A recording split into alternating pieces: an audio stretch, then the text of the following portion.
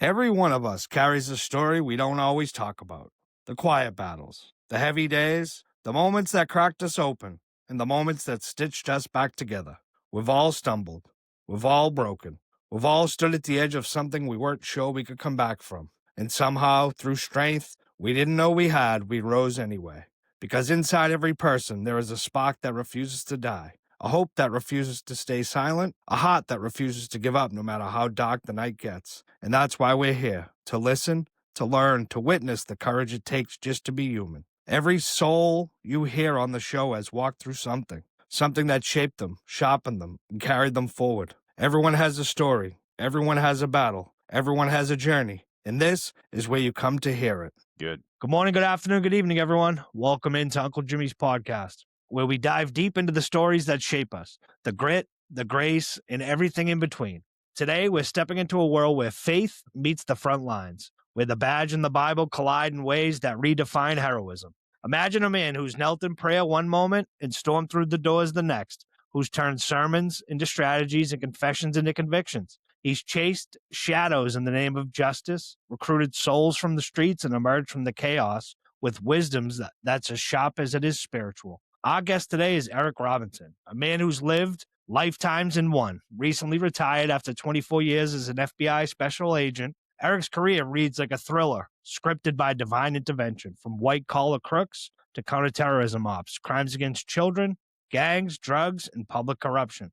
He's seen it all. And as a SWAT operator for 15 years, a tactical wizard, and a firearms instructor, he's the guy who taught others how to navigate the razor edge of engagement. He's earned the Attorney General's Award twice for cracking cases that made headlines. And he's mastered the art of human intelligence, turning informants into allies and terrorists into talkers. But before the Bureau, Eric spent 12 years in Christian ministry pastoring a Baptist church in Weston, New York, where he honed the gift for connecting with hearts and minds. Now he's channeling that journey into his upcoming book, a memoir blending the humorous, the harrowing, and the holy from his dual worlds. With a quick wit that disarms and humor that heals, Eric isn't just a storyteller. He's a bridge between the badge and the beyond. Eric, welcome to the show, brother. It's an honor to have you here. Let's unpack this incredible ride you've been on. I'm just going to hang it up there because that was a great introduction. What you missed, though, is that I went from preacher to breacher. Okay. Yeah. That's the one you missed. So you used to, so how long did you preach for? I was in Christian ministry for about 12 years. And if you're familiar with churches and how things go, I was in that one, this one, then youth pastor, associate pastor, until finally in the late 90s, my wife and I, along with a core group of other Christians, planted a church where I was then the senior pastor or the sole pastor. And we modeled that as a church that was meant to reach out to folks who don't go to church. You know, some call them misfits, but they were just ones who didn't belong, probably by their feeling, in a church where you've got to wear a suit and tie and everything's stuffy. So we set up something that was meant to bring in people that otherwise didn't feel like they fit in, and we wanted to make a place that had grace for them. That's awesome. So what was that like? What was that little community that you guys built like? That was great. That was in Western New York, and I loved it. And I thought, this is exactly what I've wanted to do, because, other times I'm helping out churches and they've got their own styles, but this was what I could do that I felt was right. And people were coming in, and we started with a dozen people that were believers, and then just saw hundreds and hundreds coming into the church. But the problem I found was that those people coming into the church with their problems were bringing them with them. And it created an issue with me where I had stress-related headaches every single day because of what I was dealing with. And so one day I told the wife, I've got to find something else to do. I can't deal with these headaches every single day. So I applied for 2 jobs. One I was overqualified for, one I was underqualified for, and then I spent 24 years in the FBI. I was going to say, you went from, the headaches of the church to the FBI, huh? And the headaches were just different. The stress is different. Yeah. When we go into a house and here's a violent man who might oppose us, yeah, the adrenaline goes up because my body needs to perform. And then I'm done. And that's it. The issues were people coming to me with like very difficult life problems, and I didn't know how to not care about it. I'm just such a nice guy, but it was something I couldn't separate from dealing with. So It actually was less stressful working as an FBI agent Yeah. for So me. yeah, so that leads into the first question, right? So All right. you transitioned, right, from 12 years in Christian ministry, pastoring a Baptist church, to becoming an FBI special agent. I think it says, what was the pivotal moment that made you swap the pulpit for the badge? And how did your faith prepare you for the moral complexities of federal investigation? Yeah, the moral complexities were, I think, pretty straightforward. As long as we were within judicial guidelines, I had no problems. The difficulties were every day as I started out in Chicago, seeing drug dealers that we were investigating, seeing gang members that we were looking into. It's hard not to build a cynicism when you clock into work each day and now you're just going to start looking at the disgusting and dirty and criminal part of society. That's hard not to have it affect you. It doesn't necessarily have to be traumatic, but it can be the kind where you just now start believing that the whole world's terrible. Yeah.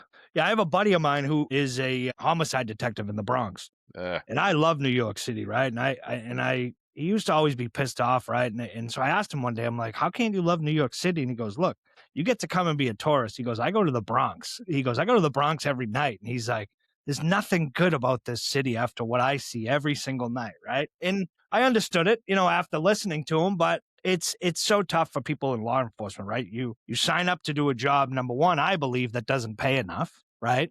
I got paid okay. That's the federal level, right? Yes. Yeah. Yeah. So, but it's tough, right? Like you said, the complexities of it, in I think I read where you dealt with some terrorism cases and all that. So you get to see the nit and grit, right, of things that the regular society don't get to see. Yeah, and what I found is, which is why I wrote a book, that I think one of the ways that agents dealt with it is telling stories to each other. And after a while, I started thinking, oh, we sit around and tell these stories. Some of these are pretty remarkable, and Yeah. put them to Yeah. paper. Yeah. Put pen to paper and write a book, right? So, this is a little bit off script, but I know you've been, 24 years in the FBI. So, you have the current situation going on in Iran. And I don't know if you've seen, they're talking about sleeper cells, right? Mhm. Sleeper cells that Iran has. And, what do you think about that? Well, it's definitely possible. What we came upon as dealing with international terrorism was more likely, and you can, when you think back to the news, it's more likely individuals who are here for legitimate reasons, honest reasons, and then become radicalized a long time. So there's two kids recently picked up protesting Jake Lang in New York City, Yeah. and they were, as the reports are so far, ISIS inspired. But there's no indication that they were part of a sleeper cell or that they were sent here. They were most likely just kids, students growing up, and now they're starting to have anger. And one case that we had in the Toledo, Ohio area was very similar. It was an individual who scouted out a synagogue to kill Jews, but he was a ginger. He was a white kid, grew up in the area, started out as a Satanist, thought that's not bad enough. Let me become a Nazi, and then changed from Nazi to collaborating with ISIS because he thought that they were better suited to kill Jews. And for whatever reason, he hated Jews, but that's what grew up in him. And he was just a kid who grew up in a trailer park, and he was now our threat that we had to get an undercover into and find out his plans for mass execution. Yeah. Yeah, that must be scary, right? And I think the biggest thing you're saying is, for me, what I've read, and I've read a lot, lone wolves, right? Lone wolves are the scariest things because nobody knows. They could be isolated, they could be by themselves. They're not with a group, they're by themselves. Well, and we had many, many, many, many investigations into domestic terrorists, those who are white folks like you and me, but might be looking to bring violence. And we would have informants in their groups, and everybody talked about violence and everybody talked a big game, but then nobody would step forward because they don't want to go. They just want to be loud. They want somebody else to say, you're right. They don't want to take that step until someone does. And we had one individual in the Cleveland area who was part of a group that we were looking at, and we knew about him, and we knew he was like everybody else who said violent things. But just one day he snapped and tried to firebomb a church because that church was pro-gay and he was trying to protect the kids. But there's no way we could have predicted that, and we don't have the manpower to sit on people 20. It's Yeah. just that one guy who sneaks in. Yeah. And does that, so sleeper cells, right? Do you believe that that's something, I mean, if you look into Iran, the country itself and the regime, and for the however long years they've been, they are the number one supporter of terrorism worldwide. So it's scary, right? In the times that we're living in, with social media as well. Social media is probably one of the biggest things that people get radicalized on, and Yep. the internet. Yep. Yeah, I think it's certainly a possibility. I also know that at least, I can speak to what would go on in our area, that if we have knowledge of Iranian students or someone who's come here, we've picked up on that. And it doesn't mean that we understand all that they're doing, but we we probably are looking at them and have some tabs. And certainly now, I've been out a couple of months, but I would assume that there has been some directives to like, hey, update those in your area of responsibility and find out what threat levels might be from some of these people. What they're up to, what they, if they're congregating more in groups or whatever it may be. So where did your career take you, right? I think you said you started off in Chicago. Yeah, my career with the FBI started in Chicago. I did 8 years there. God bless you for loving the big cities, but it sucked the soul out of me. So I got back home to the Toledo, Ohio area, and then spent the next 16 years there.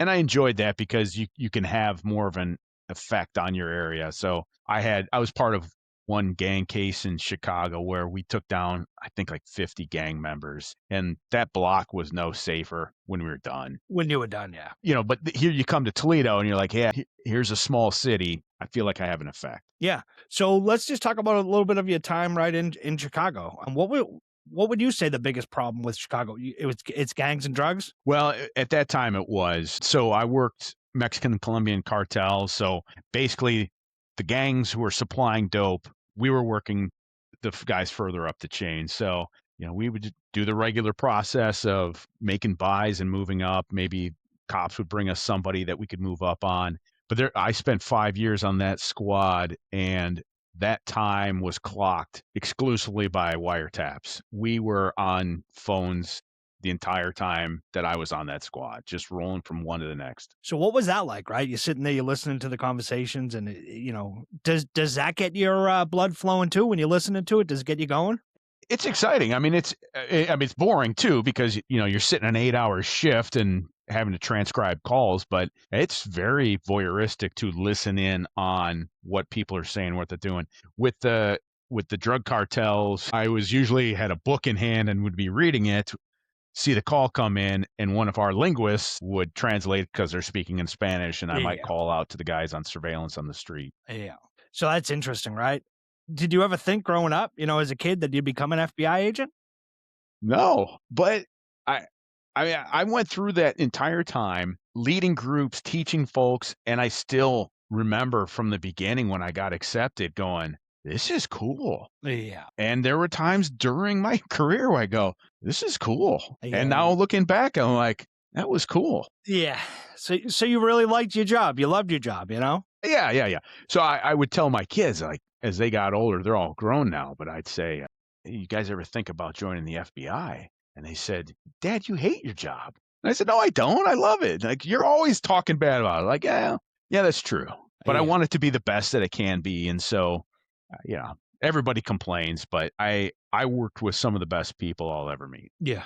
Yeah. So as a SWAT operator, right, for 15 years, you've been in high stakes situations where split second decisions mean life or death. Can you share a time when your tactical training clashed with your spiritual instincts and how you reconciled the two? Well, there's a saying that people hate, especially on SWAT, and that would be your personal deadly force policy. So the Department of Justice deadly force policy basically says that I can engage in deadly force if there is an imminent threat of death or serious bodily harm to me or someone else. And then that's the evaluation that you have to make right there. And so a lot of people hate that idea of personal deadly force policy, but it is in a sense where you decide or I decide what I'm willing to risk for my own safety rather than kill someone. And so a year and a half ago, we had an individual, young man that we were arresting, and we were called on to carry out that arrest and search warrant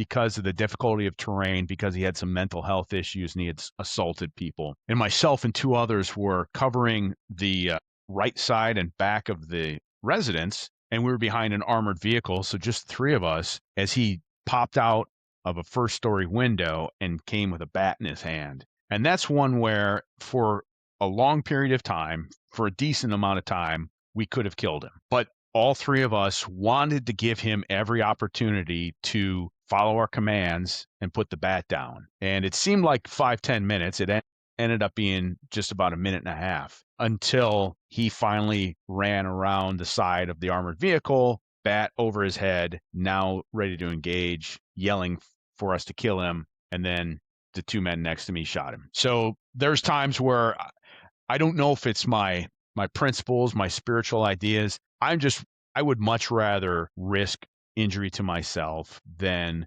pull the trigger on somebody before it's necessary. Yeah. So, like in that case, right, he has a bat. So, obviously with SWAT, right, you guys don't use less lethal weapons, right? Correct. Yeah. Yeah. When SWAT's called, there's none of that. Yeah. Yeah. Yeah. Yeah. And so we have to, I mean, the only less lethal is if I tackle him, but I'm not required to find some other method if he's going to engage in serious bodily harm to us. Yeah. So how many cases, right? How many times responding to SWAT did you have that case where someone wanted to, suicide by cop? Well, that was the only one that I was engaged with. One of the operators who fired upon him and hit him also was a sniper and killed a guy maybe 6-7 years prior to that as well. So he just happened to be in those positions. Most of the time when SWAT shows up, we've got armored vehicles, we've got a plan, we've got a tactical L covering the house. Guys are in position, rifles with lasers shining on windows. And we've been there before where we announce our presence and you got the bad guy looking out the window trying to decide what to do. And then he comes out. And as we go in and clear the house, there's a gun by the window. And so our show of force, whether it's just that full presence or even on top of that, us tearing down his door, porting windows with batons, that actually makes things safer for us, but also for him, because he's not going to win that fight. And by us showing up where you're like, you have no chance, there's one decision, and it's to just come on out peacefully. Yeah, and if you don't, you're going to suffer the consequences, right? Yeah. I mean, that the only other option is you die, and well, he doesn't want that. No. So that's a good thing to hear. That's the show of force is a big deterrence, right?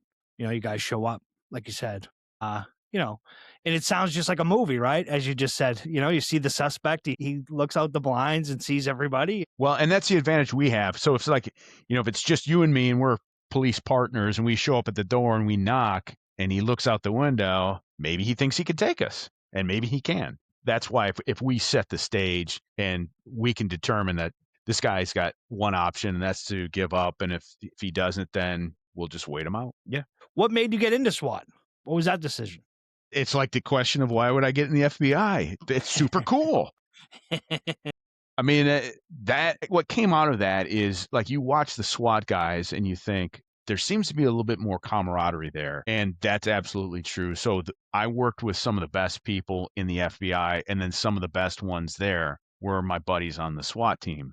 And some of that is because we were getting up early in the morning and risking our lives next to each other regularly. And so there's something that even if you don't talk about it, bonds you with that person that, hey, we went through this very significant ordeal and here we both are, we survived, and it bonds you. Yeah. So, take me through a daily, like a day, right? Back when you were on the SWAT. Like, do you show up every morning and you're with the SWAT team? Are you doing something else, or is that when a call is put out for SWAT?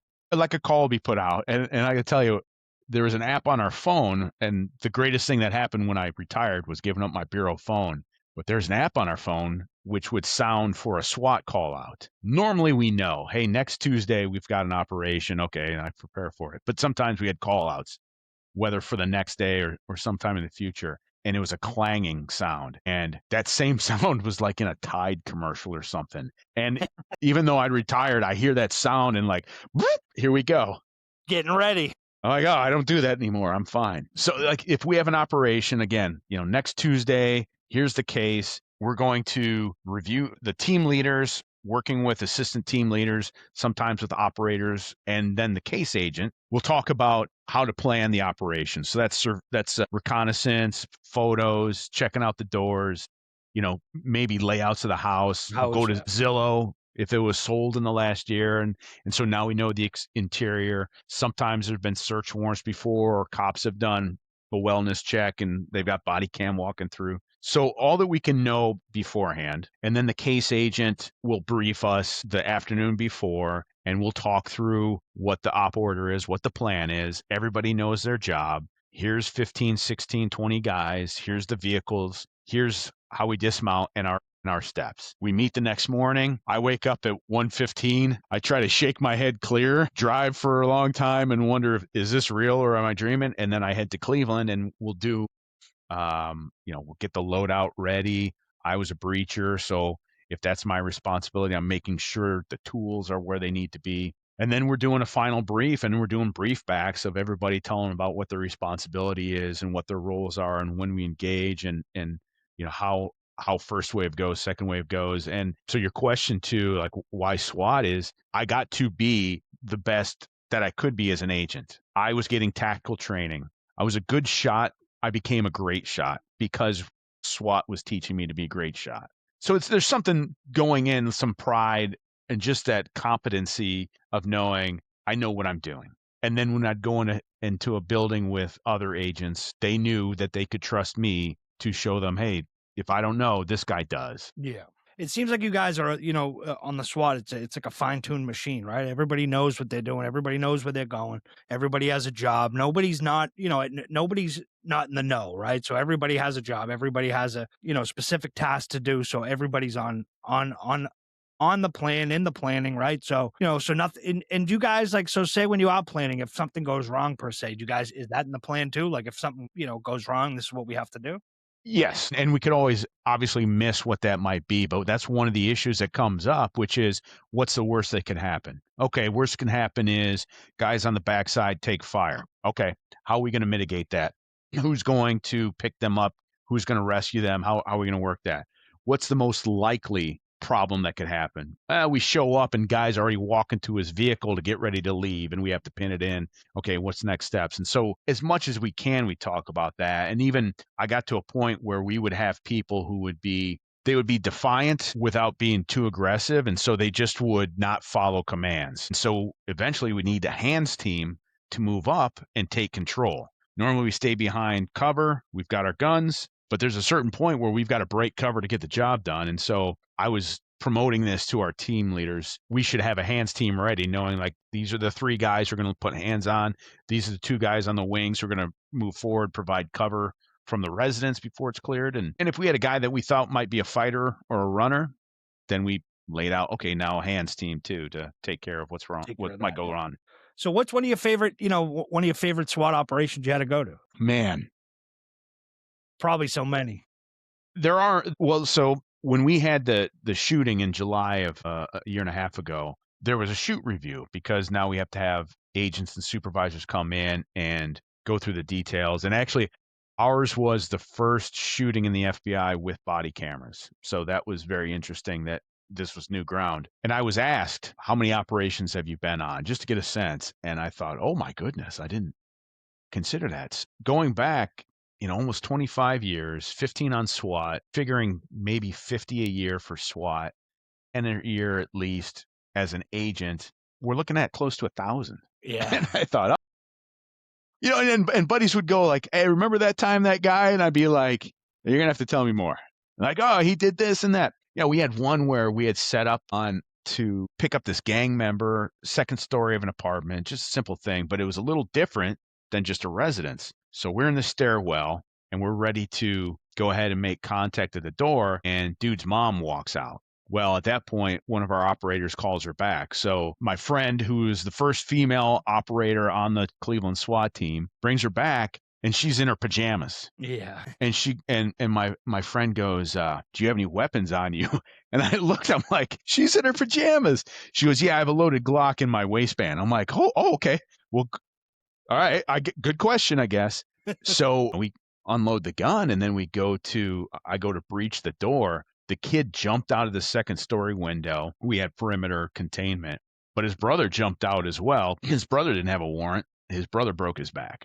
He probably thought they were coming to get him or something, you know? We do a good job of making sure, and this is what happens, like, much like if you heard loud noises in your kitchen, you might get up with a baseball bat or gun, whatever it is that you have for protection. You hear someone say police, okay, well, now you're going to make sure that's them. So yeah, maybe he thought it was somebody coming to get him, but we make sure that they know it's the police. You guys always let your presence be known. Yeah. The tough thing is, like, this was like an 18-year-old kid, so like he doesn't know anything but running. Yeah. So is that common, right? Just announcing you guys' presence when you're there. Do you guys do no knocks too, or no? It's a necessity. So no knocks have to happen. I mean, we have to get the allowance for that. I don't like no knocks because I've seen guys ready to fight it out, and just like we discussed, if you know it's the police, then you're making the right decision. Yeah. And if you choose to make the wrong decision, that's because you were going to die anyway that day. Like, you're going to fight whoever comes. 9 out of 10 people are going to fight if they think their house is being robbed or broken into. The closest we came to a no knock was, we had a case on a guy who was sextorting women. So he had taken over a Facebook account, and then he was sexually extorting other women through this woman's Facebook account. And he had been bragging that no one could catch him, even the FBI. First woman's account that he had taken over was even getting death threats because people thought she was the one doing it because he was using her account. So we find out who it is, and it was an adjunct professor at Bowling Green State University just south of Toledo. So the search team, the forensic team that came from headquarters that made the case, said, this kid's really savvy. He's likely to have a kill switch on his laptop. So we need to separate him from his laptop very quickly. So I was a breacher that day, and I told my buddy, I said, you announce our presence on my backswing. So as I'm coming back, FBI search warrant, boom, and we're going to hit it. We entered the apartment, which was really small, and he was asleep, and he was laying on his stomach with his arm hanging off the side of the bed, and right next to him was the laptop. So I came up to him, and I put my pistol to his forehead, and what woke him up that morning was the command not to move or I would kill him, which I wouldn't do because you can't kill somebody for destroying evidence. But he didn't know. But if you can imagine waking up to that, his reaction was to evacuate his bowels. Yeah. And so my friend who was doing the interview later was MFing me because she had to interview him in the back of a police car while he was sitting on some mud pies. All over him, yeah. So it's fair to say he didn't get to the kill switch that day, huh? He didn't get to the kill switch. He had the kill switch on his temple. Yeah. So recruiting informants, right, in human intelligence operation requires building trust in untrustworthy worlds, right? Drawing from your pastoral experience, what principles from ministry did you apply to turn potential adversaries into valuable assets? I got them to believe in me, and I did that, I think, through authenticity. So if you talk to any cop or any agent, informants can be a headache. They're needy, and they'll call you at all times of the night. And I would have one informant call, and he'd go like, "Hey, boss, I know it's Sunday," and I'm like, "Do you know it's Sunday? Because this is my day off, man. Like I'm working, but they're not paying me right now." But at the same time, these were men and women who largely were sticking their neck out for something they didn't have to. And so almost every time I would respond with that understanding that they could stop helping us and we'd be at a disadvantage. So here's the call on Sunday. Okay, I'm going to take it. And I might chew them out a little bit, but I also know, like, these guys are doing things they don't have to. I'm going to treat them like I would, in some senses, my kids. So this guy I know needs to hear you did a good job. Yeah. People are talking about what a great job you did. Hey, that information led to a search warrant. They need to know and be rewarded. And so I make sure I was doing that with them. That's awesome. So yeah, no worries. My aunt's trying to do laundry. So with that, right? With the people that you get on your side, right? You build their trust. Are they people that are usually in trouble, or are they people that just want, that are around, that are in the community, or, criminals as well? Well, it depends on your violation. If you're working drugs, they're criminals. If you're working gangs, they're criminals. It may not be criminals. They may be working off time for a family member too, but they know where to buy drugs. So you do the math. Yeah. If it's public corruption, it's likely someone who works in that office that I've recruited who can give me information on whether or not this guy is doing something wrong. If in the counterterrorism and counterintelligence, almost always they were individuals who were well placed, probably came from a high position in their old country or had connections to those people in their old country and knew how to capitalize on that by getting information from those people. And then there was the time I was sitting complaint duty. So every agent has to man the phones that if people call in and say, hey, there's something going on. And I got a call from a woman who said, a friend of mine is being blackmailed. And so she explained what was happening. It was a friend of hers was making pornographic videos to put online, and someone else was using them, but also was now threatening to expose who she was and her address. And so through a bit of work, within an hour, I found out who that individual was, learned that he had a warrant out of Dallas County, Texas, called the sheriff and had him arrested. And he was definitely willing to arrest him if this guy was threatening to blackmail someone. And so that woman, who also was a porn star, I pitched her. Yeah. I'm like, hey, we don't have a lot of people like you. Maybe you have some insight into things that go on. And I handed her over to a female agent, and we never met alone. But I mean, I would look for opportunities to say, you're unique. Well, I don't want to say you fill a gap. That sounds dirty now. But you fill a need that we have, and maybe you can help us out. And because I had saved her girlfriend, and done it quickly, she said, yeah. And the crazy thing is when my colleague and I would go to interview her and get information, she was almost like meek and timid. Like she would like say things, and she would like whisper about body parts as if someone, and it was crazy because she was doing this live. She was doing cams, but she would say like, oh, and then he showed his, and I go, no, what? She goes, his, and I go, what are you talking? I'd play stupid. So we'd have fun. That's so you've seen everything, right? As you're in your 24 years, right? I have worked every violation in the FBI other than counterintelligence, and I've helped out with that, and cyber. Okay. Pretty much those two. Healthcare fraud, maybe, if you want to count that too. Yeah.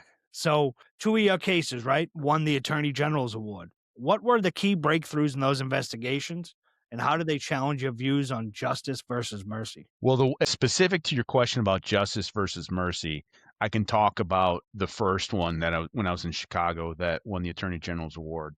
And that was an investigation into John Burge. Blanking on his name. And he was a Chicago police commander who he and his detectives regularly tortured almost exclusively, if not exclusively, black males to get confessions. And they were guilty, but he was torturing them. So he had a Vietnam era, supposedly crank telephone that he would apply alligator clips to the genitals of the men and then crank it to shock them. They would beat them with phone books, suffocate them. One victim talked about being handcuffed in the back and then having the officer raise his cuffs until he thought his shoulders would rip out. But as I talk about these victims, they were murderers and rapists and arsonists. They were guilty. This was many years later. They'd paid their time, and we were interviewing them. And so one thing for me, as we would talk to these people, my buddy Jake, who was the case agent, and we'd discuss our feelings on the matter. And we both were like, I don't feel bad for these guys getting tortured, to be honest. Like, you murder someone, you rape someone, I'm fine if someone would harm you, just not the police. Exactly. The police can't do that. So like this girl's father finds him and tortures him. I don't have a moral problem. I might step in and stop it, but I don't have a moral problem. But you cannot have the police do that. So as far as justice and mercy, these were guys who were getting what they thought was justice, and they were getting confessions from criminals. They were not They were not people confessing to things that they didn't do by and large, but that's not how police act. Yeah. That's not what we do. So they were getting results, but the wrong way. Yeah, they absolutely were. Interestingly, there was one man I interviewed years later, and he said, this is how they tortured me, and I confessed, and I never would have. And I spent, whatever it was, 16 years in prison, and I missed my mother's funeral. And I said, did you confess to something you didn't do? And he said, no, but I never would have confessed. And I'm like, okay. And, I go on with the interview, but there's no sympathy from me. Yeah. But police can't do that. Yeah. Now, what was that like for you, basically having to investigate the police out there? Well, it was very difficult because this was we carried out an Elliot Ness on Al Capone. Burge and his guys did this in the 70s and 80s, and we were working this case in early 2000s. Yeah, mid 2000s. Yeah, I think it was. So. How we got him was, I think it was 2005. He was being sued civilly in federal court by one of his victims, and he said, I was tortured, and John Burge stated under oath, I know nothing about any torture, and I did not torture.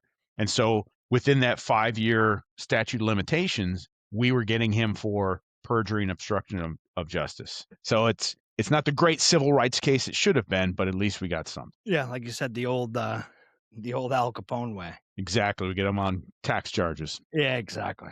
So from counterterrorism, right, to public corruption, you've interrogated terrorists and unraveled gangs. What's the most surprising human element you've discovered in society that society labels as monsters? So one of the keys to getting confessions and working interrogations is to begin with step one, which is I have to be able to identify something that you and I have in common. And if you're a pedophile, then that might be hard, but I have to find something. So maybe it's that you can express your love. You do it in a way that's wrong, but you and I can love people. Let me start with that. And I need to find something that connects us that I'm going to work with, or else I despise you. You're not human. And that'll come through. Why would you want to talk to me if I think that you are not human?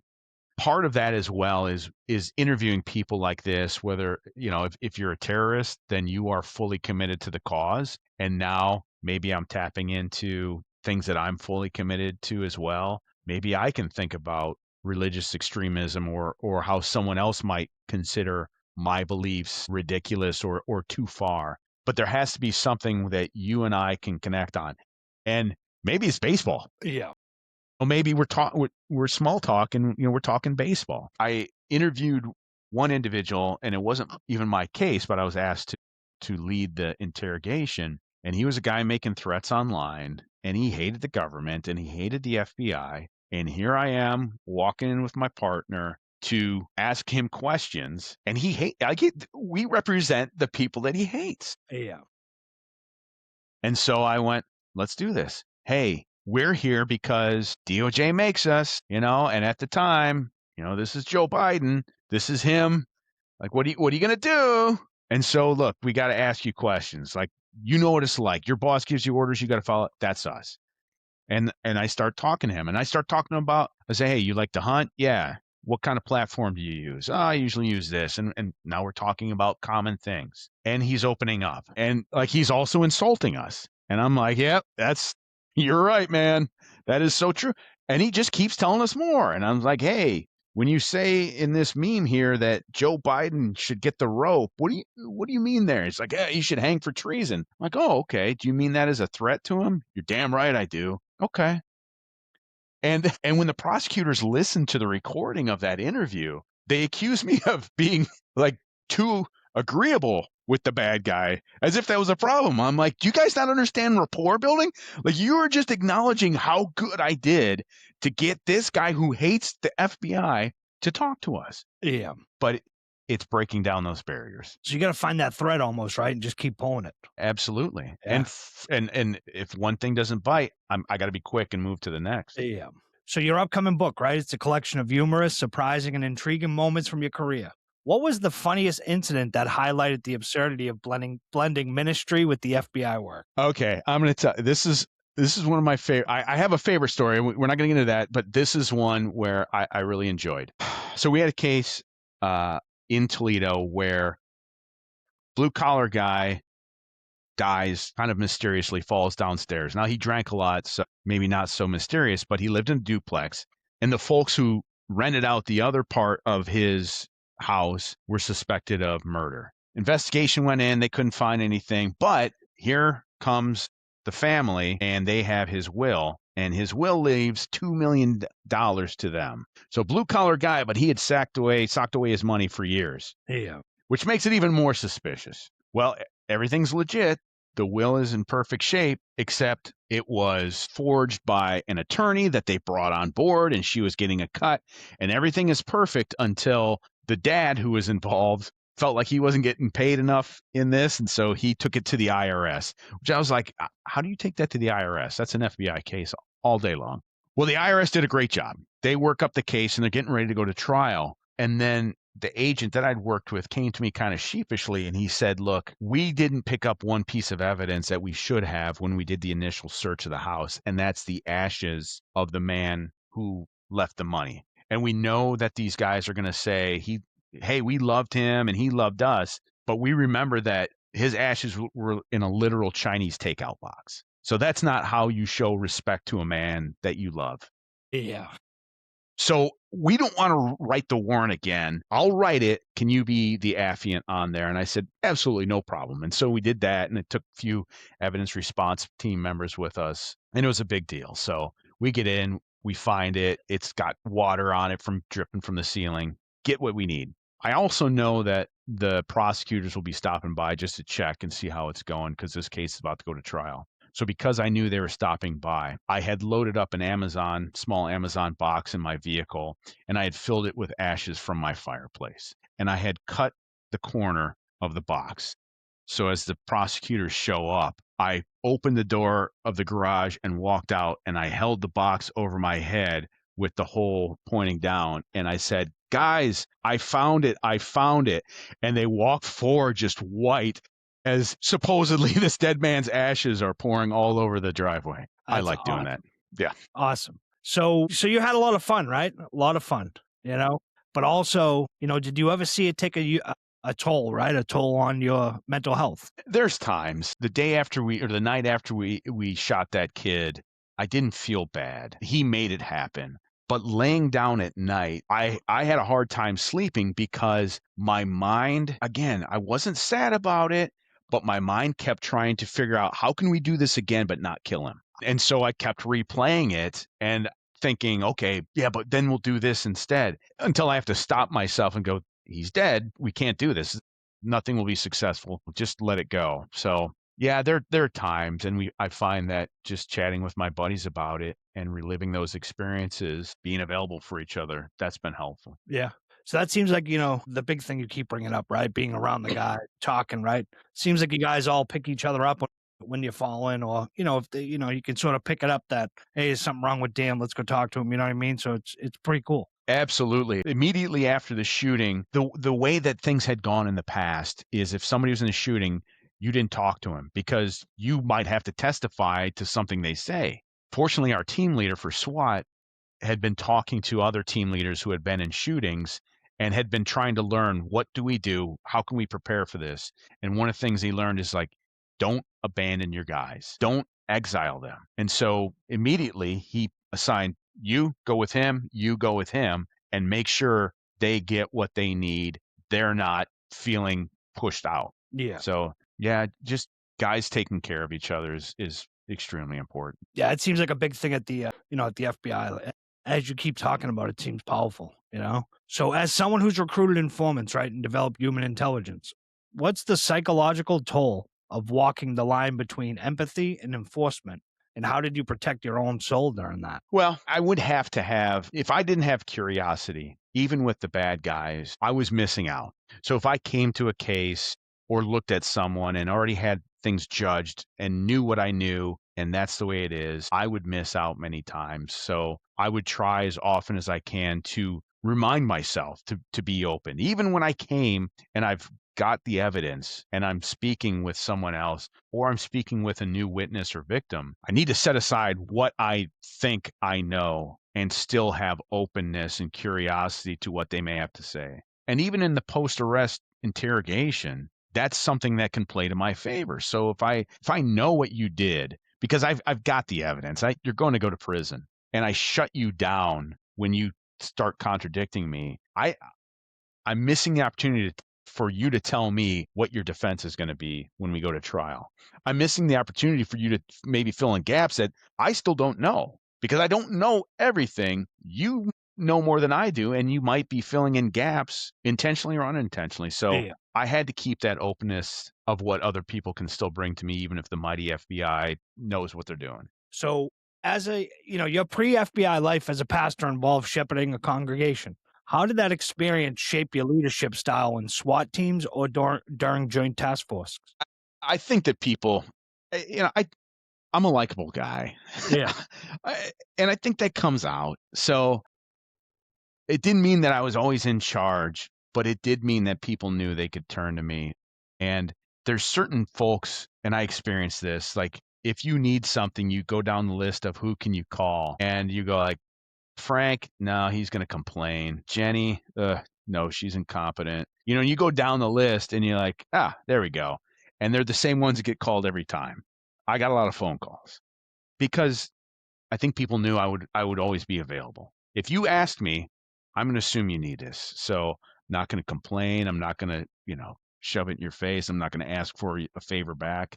And so I think that's some of the leadership that I brought. It's just, it may not be leadership of the team. It's you need something and I will help in this one little individual thing. And that's going to help the whole team because now you're supported. Yeah, and they knew they could count on you, right? Whether they were going through it or whether they just wanted to check in or whatever it was, they and that, I think that does speak to the volumes of the person, the man that you are, that, you have these guys and girls that can reach out to you and give you a call when whatever they may be going through, So I got a couple more questions. So I don't know if you can answer this or you may or may not be able to, right? So what was it like working for the FBI Director Patel? So the way things work with the FBI is what goes on at headquarters, A, you pray never touches you. Yeah. And B, rarely does. And so, I saw Mueller, I saw Comey, I saw Wray, and there'd be a little bit of change in policy and such, but for the most part, day-to-day states, you do what's in front of you. And so, the only thing I would say is, like, no one had beards under Bob Mueller. You did not have a beard. Wasn't allowed. Oh, no. Yeah. And so, once he leaves and I see people starting to grow beards, I'm like, well, I think I'm going to grow a beard. So, got to do that. That's about as far as I could say is like everyday change. Yeah. So they're almost just, the directors, they're almost just figureheads, almost politicians per se, right? Absolutely. And you've seen in the news, they can direct certain things and say, hey, we're going to open a case here. But otherwise, as far as the numbers, what we do is what's in front of you. So for example, under the first Trump administration, and this was going on, there was a directive to like, hey, looking to see if there's any violent Antifa groups. And so we did. And we didn't find any. But then, under Biden, they're not doing that. Also, it was a different atmosphere because Antifa wasn't out and running. But there's some things where like, hey, let's emphasize this or let's push this a bit. But I'm going to make a case based on whether I've got that in front of me, not like if my boss says go find Antifa, I'm like, where? I don't know. Yeah, where do I start, right? I start with informants, asking around and getting to some online groups, but otherwise, you can only do so much. So in reflecting, right, on 24 years in the FBI, what's the most profound lesson about human nature you've gleaned from both the criminals you've pursued and the colleagues you've stood beside? Yeah, I don't give a shit about the criminals. I'll talk about the people I stood beside. Yep. Great people. Again, there's something about knowing that someone is unspokenly willing to give up their life for you that bonds you. And when you spend long hours and when you go through difficulties and when you are making headlines together and it's not your intention, but you're like, hey, did you see the newspaper? Garth was in it. That's pretty cool. Those are things that I think That was by far the best. So when I look back, I'm only a couple months removed, and I had somebody ask me that just today. I miss the action, but I miss the people. And I can call them and I can text them, but these were the best people. The FBI hires good folks, and they will always, less, the bad ones that are very few, seek to do what's right. I remember working a case with a guy I'd never met before, and here we are talking to the informant, and he started saying exactly to the informant what I was about to say, which is, hey, look, don't lead this guy into any path. We want to know if he's looking to kill people, but we don't want to charge somebody that we create a situation for. And so across the board, that's just what comes out. We want to get the bad guys. We don't want to get the headlines. We don't want to create a situation where like, yeah, we got him, Yeah. when this guy really isn't dangerous. Yeah. So it seems like it's like a family, like a family, the FBI. They teach you that when you're at the academy. And then I started learning like, oh, okay, it's a family as you create it. Yeah, as you create it. If I throw you in a room with 50 people, you're going to make a family out of 5. Like, Yeah. yeah, these are the guys. Yeah. Yeah. So current U.S. events often involve FBI investigations. How do you think public perception of the Bureau has shifted?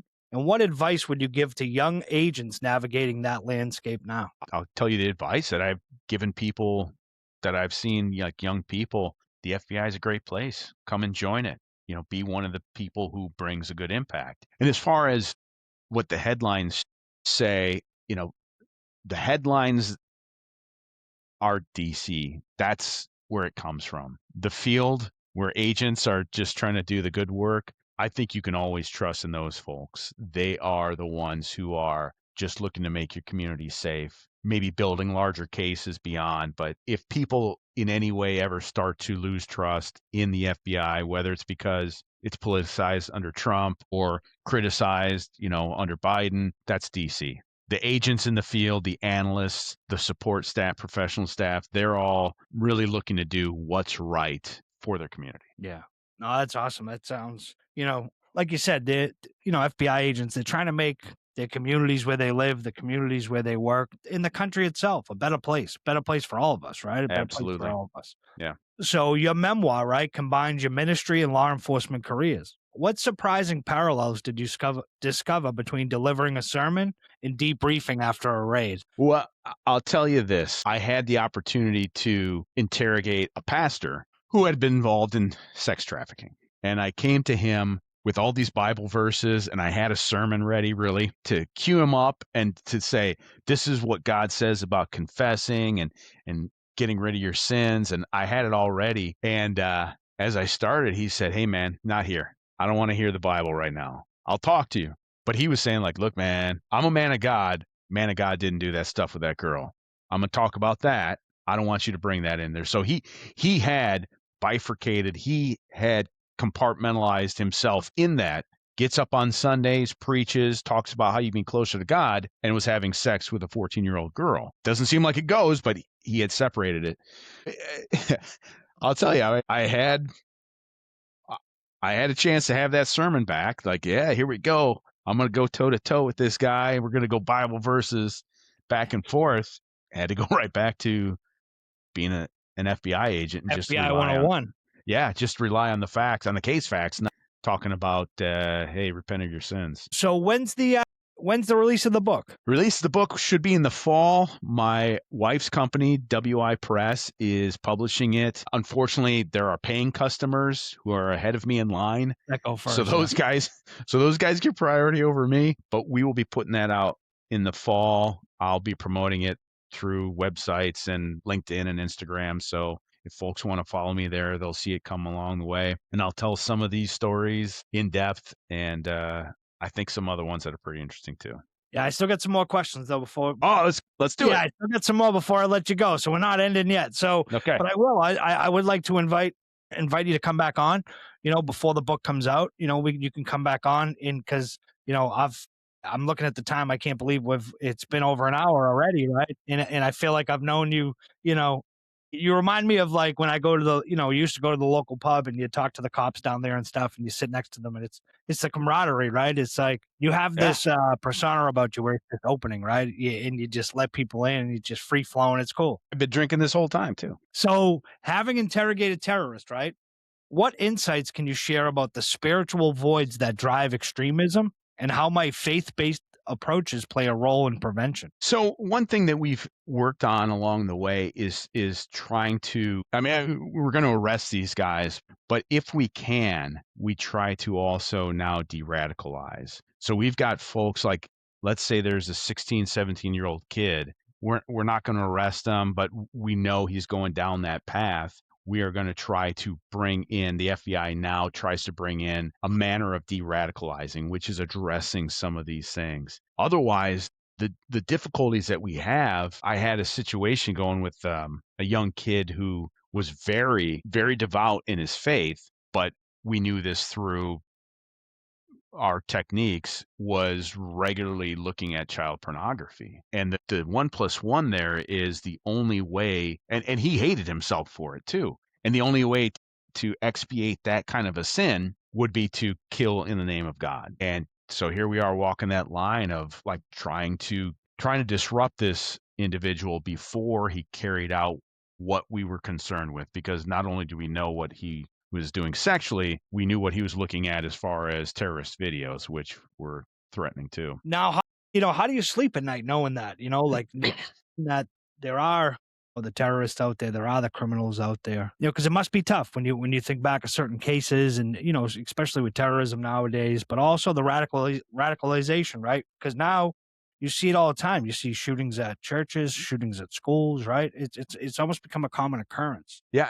But we just know that, I know from experience, like there are some like this one individual where we can focus on, like that guy looks more like a threat than others. But the guy who shows up at the church, we don't know who that is. Yeah. After the fact, they go back and like, yeah, this guy was on their radar, but you can't do anything about it. We can't always have surveillance. So the human, right? The human and spiritual side of FBI work isn't often highlighted. Can you describe a case where compassion rather than coercion led to a breakthrough? Yeah. Absolutely. I had a case. We were working to rescue a 15-year-old teen prostitute, and we had information that she was working at this well-known motel in the Toledo area. We were there all the time, a lot of prostitution. And so she was being helped and promoted by another prostitute who was an adult, maybe 22. But when an adult assists a juvenile in promoting their prostitution, that's trafficking. So that's something that could have gotten this young woman, not the teen, but the young woman, 15 years in prison. Well, we ran a sting on the young woman for the sole purpose of having her help us find the teen. She had since moved on, gone with a pimp, and was in Chicago, I think, at that time. So we could have arrested her. Like, hey, look at that. Score one for the FBI. We're putting a human trafficker in prison. But that doesn't help us get the teenage girl. So the whole purpose was getting the teenage girl. So rather than hit her with charges, rather than make her feel bad for terrible life choices, I took her out for a sandwich. And we sat down, and she was willing to help us and did a great job helping us. And it was also at that time, as we're sitting there and I'm making small talk, she says, my dad molested me since I was 2. Do you think that's why I do the things I do? And I said, yeah, I think so. Yeah. And we talked about that for a while.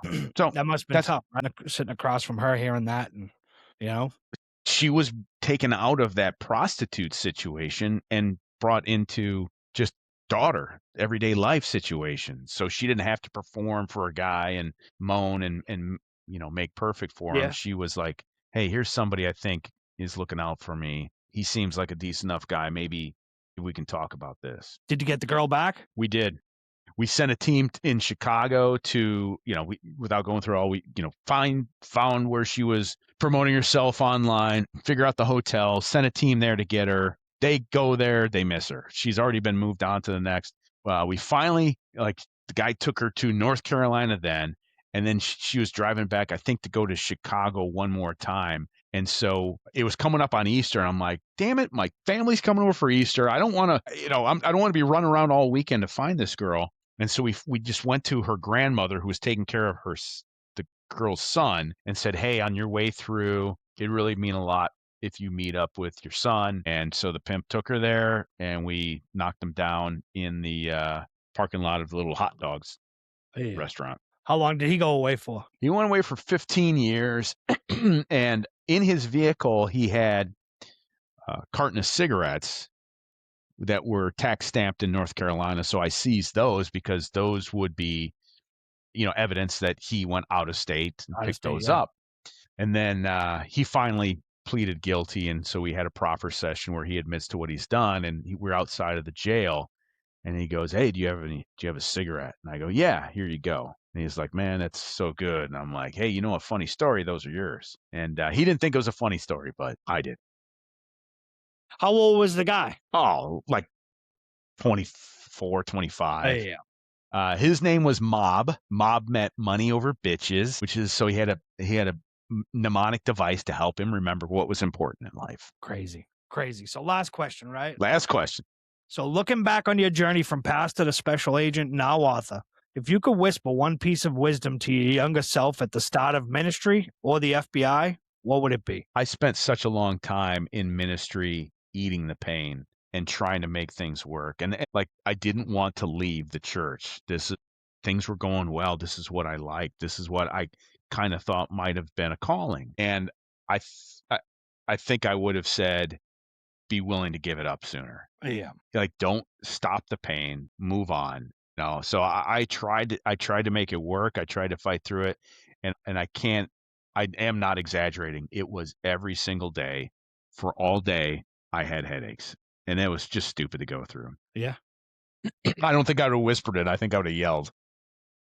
So before I let you go, right, let people know where they can find you on social media and everywhere else. You can find me on Instagram at _Eric_Robinson. You can find me on LinkedIn at my name with this picture. It looks like me. And I will be posting along the way to let folks know when the book comes out and how you can hear all sorts of crazy stories that are crazier than the ones I told. Perfect. So, well, folks, as we wrap up this unforgettable chat with Eric Robinson, I can't help but feel like we've all been handed a lantern in the dark, right? A reminder that life's wildest paths are paved with purpose, even when they twist through shadows. Eric, you've shown us that a man can carry the weight of the world on his shoulders while keeping his heart anchored in something greater. From the quiet altars of Western New York to the thunder of SWAT breaches, you've chased justice not just with a badge, but with a boundless spirit that turns trials into testimonies. Thank you, Eric, for bearing your soul and sharing the grit and grace that's defined you. To our listeners, remember, in every storm, there's a story waiting to inspire you. Walk boldly, love fiercely, and never forget, the divine dances in the details of our daring lives. Until next time, this is Uncle Jimmy signing off. Keep seeking the light. God bless. And Eric, thank you so much, pal. I appreciate you coming on. And like I said, we're gonna have him back on. I feel like we could talk for days, and I appreciate you and thank you so much for everything you've done, not just for the community where you were working, but for the greater goal and the greater common good of the United States of America. I appreciate it. Thanks so much, Jimmy. Thank you so much, my friend. I like to tell people now that you've been on the show. You're not just a friend. You're part of the family now, Eric. All right, then. Yep. Perfect, brother, and I appreciate it. All right. Well, if I could just now learn how to close this. There we go.